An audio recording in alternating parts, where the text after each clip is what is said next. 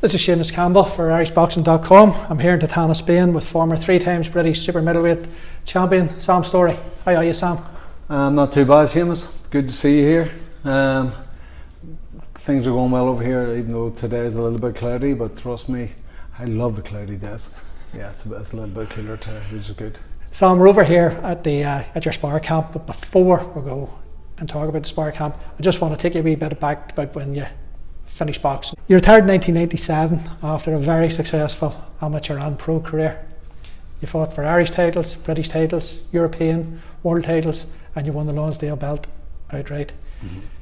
Then you seemed to take a wee step away from boxing, but you fill in the blanks for between then and Spain. Yeah, and I can't believe you just informed me that it was 20 years ago. April past 20 years ago. I would never have got that right if someone had asked me off the cuff. Anyway, yes, my last fight, April '97, and then I just totally walked away from boxing. At that stage, I got a wee bit of a sickener from it because I remember my last fight for the British title, I was just dead doing the weight. And then after the fight, I just thought, no, that's it. I just walked away from it. And a lot of people said to me, do you miss it? Did you miss it? Whatever. And to be honest, no, I didn't. I still don't miss it. Again, the truth is the big fights. I think people who retire from the boxing scene, it's the big fights that they miss. All the other stuff that goes with it, no, I don't miss it at all. And I'm still very aware and it's still very clear in my mind what you have to go through to get to the big fights. And so then I stepped away from it, and then I opened up, I went into the restaurant game and opened up a couple of restaurants. And then I started doing motivational, inspirational talks, which I love and enjoy that. And then it was a couple of years after I started doing that, I moved to Spain. And that was basically it. You know, I had really nothing really to do with boxing then. After I did a couple of wee stints with Sky TV, BBC, commentating, whatever, and wrote a boxing column for Sunday People. Other than that, no, it hadn't really much to do with it. And even now today, I get a lot of my friends telling me about names of world champions, this, that, and the other. And I'm not one of these guys that would sit and just soak in all that boxing knowledge. I'm not really like that. So yes, then I moved to Spain and life's great. Yeah. So, but you came to Spain and you managed to find yourself back in the gym again? Yeah, well, it's a strange one because when I came here, a couple of my wife's girlfriends, boyfriends, husbands found out my background, and they wanted me to give them some classes in the house, and I kept putting it off and I didn't really want to do it. So after a lot of months, I was told, like, you might do it because they're going to think you're strange. So I said, that's okay, it's not a problem. Get them up to the house and I will make sure that they won't want to come back. But they loved it. And then there was 4 people in the house, 6, 8, 10 and 15 people out in the garden doing boxing. Then I got the idea about having a boxing fitness gym. Opened it up, very, very successful. And then the Boxing Federation, the Marathon Boxing Federation, wanted to get in touch with me and we had a talk, and they wanted me to get more involved. So then my boxing fitness gym became a boxing club, and then I was pulled back into it. And then before I knew it, I was working with the Spanish Federation, and then I started doing multi-nation tournaments. And the last multi-nation tournament that was just before Rio, and it was very successful. Had about, I think it was 17, 18 national teams here, and then IEBA sent over a supervisor, and then everybody started getting nervous, and so and then it was fine. It was brilliant. I had Bulgaria, Italy, all the top countries were here, and I think it was one day when I was sitting having coffee, I thought about kids, how kids when I was young were always they were separated from training with the big boys, and then, you know, just training with at the club level. And I thought, wouldn't it be great if we had kids who were in the gym, who were even didn't make the national team or whatever level, to be training under the same roof as the big boys, the national teams. So was that sort of the inspiration then for what we have today? And that was the seed. That was the seed that grew and grew into Totana Sparring Camp. So this is your second year? This is my second year. And this is the last day? It's the last day. We've just come out, we've just done the last session, and We've had a fantastic week of some really high quality sparring, and it was great to watch. And again, it was great because we've had kids who maybe not get the chance to get into the high performance teams and all this, but they're training and they were watching how the elite boys do it. Like for example, we've had the Wales had a strong team, over 20. They've had their Commonwealth youth team who are preparing for the Commonwealth youth in the Bahamas, and they leave next week. And they also had the elites as well. They had a team of 20 over here, and then we had I've got a very good relationship with John Conlon, and he sent over an Ulster high performance team. And we had Belgium here. The beauty about it as well, you have some really high quality fighters at club level who are more than able to spar the national boys and the national teams, and that's what we did. And at one time I looked over and I was making sure things were in order, and at one time I looked over and I could see Colin Jones, the Welsh national coach, doing the corner of a young kid who isn't nowhere near that type of calibre. Maybe one day he will be, and maybe because of today, this week, because of Colin Jones being in the gym, that he will achieve that stage. And it was excellent to see, and I looked over and I remember saying that is why we're doing the Tana sparring camp, for that type of just being around today and speaking to some of the high performance and the, as you say, club boxers, there's a real boxing buzz around the camp. It's not a holiday, it's a real boxing competitive relaxed type of buzz, but it's boxing buzz. Yes, you see, you've got two things going on here. You've got the Welsh national team who are preparing for a serious competition in a couple of weeks. Then you've got the other group of who simply are not, and they're more relaxed, but they can still gel and they still get on, and they're living here in the hotel. Everyone's in the same hotel. When it comes to dinner, lunch, breakfast, the buzz, it's all boxing.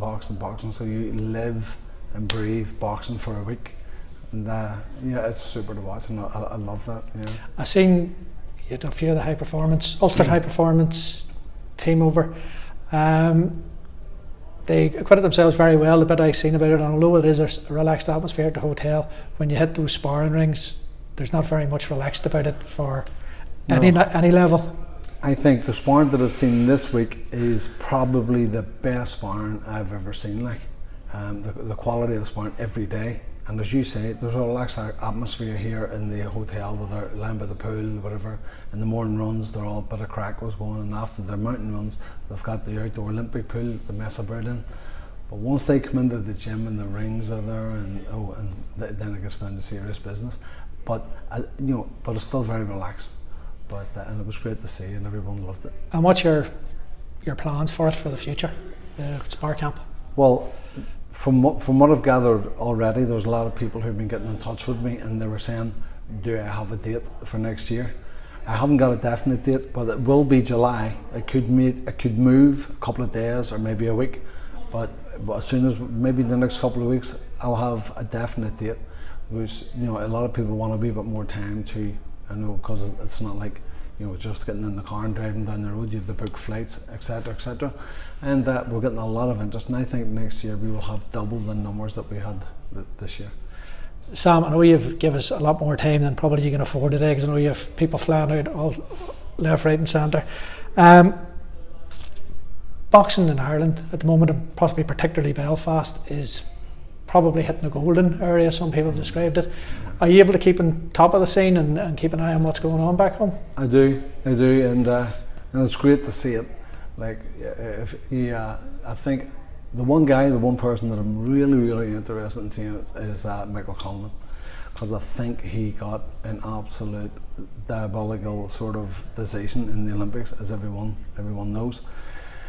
I'm really interested to see how he adapts to the program, the program, and we all know that Jamie's already adapted to it, because he loves going toe to toe with most of them. And the other one is Paddy Barnes, and I think Paddy Barnes, what he did in his last fight was very brave.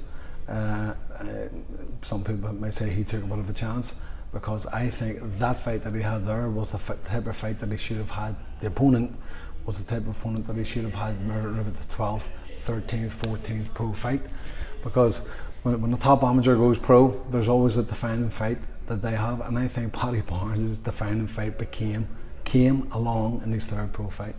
And it was good to see that he now knows what the pro game's all about. He now knows that when you're sort of struggling around about the 5th, 6th round, you have to, from somewhere, you have to dig deep and go again, and he did, and he proved that he can do that, and it was great to see. And now I really am interested, along with the Michael Conlan. There's Michael Conlan and Paddy Barnes are the two guys that I'm really going to keep an eye on now to see how far they go. And I think Paddy Barnes, after a little bit of a rest in his next fight, I think that fight that he's just had will just send him flying, like, you know. Right, I said I was going to let you go, but one more minute if I can. Just want to ask you about a couple of fights. Triple G first, Canelo in September. It's got everyone talking, and it's one of those fights that just, you know, I think everyone, no matter where they're on the, you know, whether it's the time gap or whatever, everyone will be sitting up to watch it. Triple G, Canelo, who it's, I don't know, I wouldn't even like to give a... Are you sitting on the fence? I'm not sitting on the fence. I'd probably have to toss a coin of it, to tell you the truth. But if you're going to put me in that corner, Seamus, I would say Triple G. Okay. Another one I just want you to comment on, McGregor Mayweather. What about them? What do you think of it as an event? Okay, I think it's a fight that shouldn't be happening. I don't think that. I think it's a fight that I really can't work out why Mayweather's coming back for it. Okay, everybody's saying it's the money, but God Almighty, how much money do you need? Because according to him, it's like, you know, he doesn't need it. But I suppose no matter the people saying, oh, no, it's a disgrace, it's this, it's that, and the other, they'll all be watching it, and that's why it's happening as well. Because it's, you know, people will watch it. We've got two guys, two different sports, and they're at one was at the top of his game, a special talent in Mayweather, and McGregor, who is a super sportsman as far as promoting himself, and that's why it's happening. And everybody will be watching it. People who say, "Oh, I'll not be watching it," that's okay, they mightn't be, but I guarantee you, 2-3 days later, they'll want to see it. And very finally, one that might be a wee bit closer to you, Nigel Benn versus Steve Collins Senior. I'll fight the winner. I'll fight the winner, and hopefully it'll be Steve Collins who wins, and then finally we'll be able to get it on, because it was one fight that never happened, and should have happened, but I was always ready for it.